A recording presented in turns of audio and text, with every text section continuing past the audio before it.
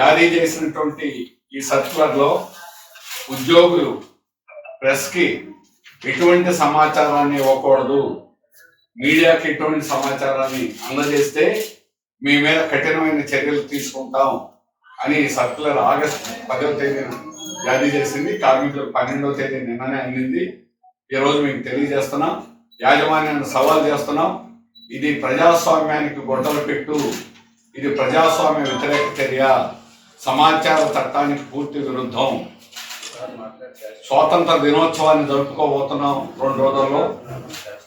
ప్రజాస్వామ్యం అందులో ప్రధానమైనటువంటి హక్కు, ఫండమెంటల్ రైట్, ప్రాథమికమైనటువంటి హక్కులు బ్రిటిష్ వాడిని సాధించుకున్నటువంటిది.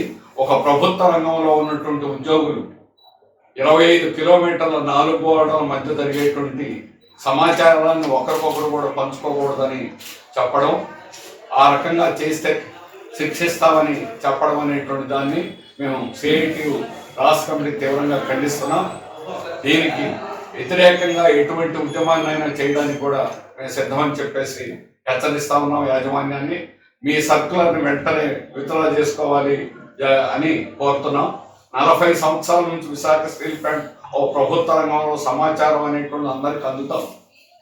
ఇది పత్రికల్లో రాస్తున్నారు. అలాగే ఇటీవల కార్మికులకు జీతాలు అందట్లేదని, ప్రమాదాలు జరుగుతున్నాయి, ఇవన్నీ పత్రికల్లో వస్తున్నాయి. వీటిని నివారించడం చేత కాకుండా చేతగాని దద్దమ్మ పరిస్థితుల్లో యాజమాన్యం ఉంది. పూర్తిగా ఘోరంగా విఫలమైంది. ఈరోజు ఉత్పత్తి చేయడంలో కూడా యాజమాన్యం అక్రమంగా కార్మికులను తొలగించిన వారిని వెంటనే పెట్టుకోవాలని అడుగుతున్నాం. కార్మికులకు 900 కోట్ల రూపాయలు బకాయి ఉంది. కానీ యాజమాన్యం దగ్గర 900 కోట్లు రిజర్వ్ నిధులు కూడా ఉన్నాయి. కానీ కావాలని కార్మికుల్ని పొగబెట్టి పొమ్మన్నట్టుగా బయటికి నెట్టాలని, ప్రైవేట్ వారికి స్టీల్ ప్లాంట్ని కట్టబెట్టాలని కుట్రతో ఈరోజు స్టీల్ ప్లాంట్ యాజమాన్యం కార్మికులకు జీతాలు ఇవ్వడం లేదు. జీతాలు ఇవ్వాలని డిమాండ్ చేస్తున్నాం.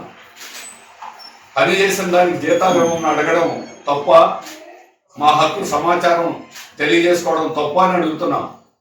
కార్మికులు చనిపోతే 10 మంది ప్రాణాలు పణంగా పెట్టి ఈరోజు ఉత్పత్తిని సాధిస్తూ ఉన్నారు.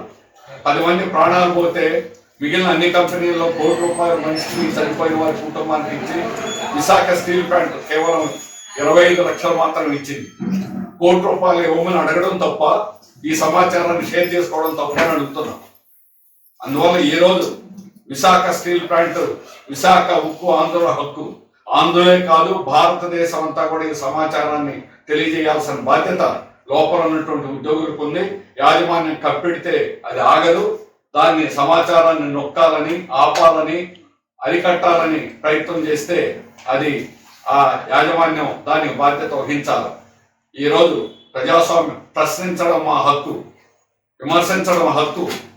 అందువల్ల ఈరోజు అది కాదని చెప్పంటే జంతర్ మంతర్లో జరిగినటువంటి వివాదాల మీద, జంతర్ మంతర్లో ప్రభుత్వం చేసినటువంటి నిర్బంధాన్ని ఈరోజు దేశం అంతా కూడా ప్రజలందరూ ఖండిస్తారు. బీజేపీ పార్టీ పెద్ద నాయకులు కూడా, మురళీ మనోహర్ జోషి లాంటి వాళ్ళు కూడా తీవ్రంగా విమర్శించారు.